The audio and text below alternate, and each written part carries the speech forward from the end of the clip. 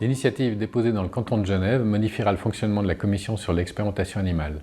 Elle vise principalement deux objectifs. Le premier est de donner la possibilité à chaque membre de la commission de solliciter un expert dans les cas où une demande sortirait des compétences des membres.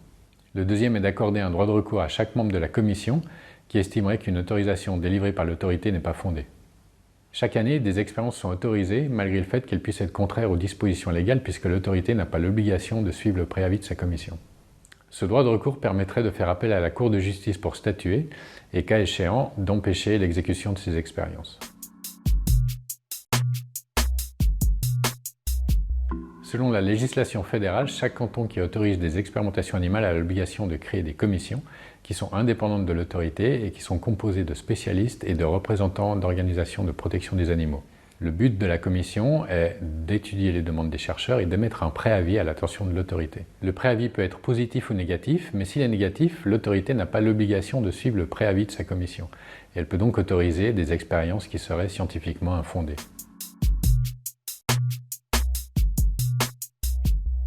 L'intérêt de l'initiative est justement de permettre une réelle indépendance de la commission envers l'autorité.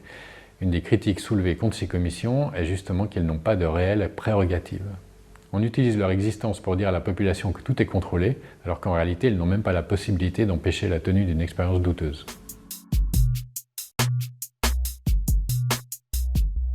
La mise en œuvre sera sans coût car le texte précise bien que les nouvelles dispositions inscrites seront à la charge du membre qui y fait appel.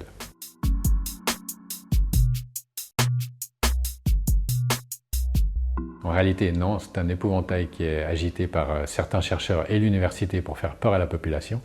En fait, ce que craignent surtout ces chercheurs, c'est que le public prenne conscience des expériences qui sont menées dans leur laboratoire, puisque la procédure de recours prévoit qu'elles puissent être publiques. Si on prend l'exemple du canton de Zurich, qui est le seul canton à accorder un droit de recours à sa commission, on se rend compte que non seulement il n'y a jamais eu de recours abusif, mais en plus ce canton est considéré comme le plus efficace dans le domaine de la surveillance de l'expérimentation animale.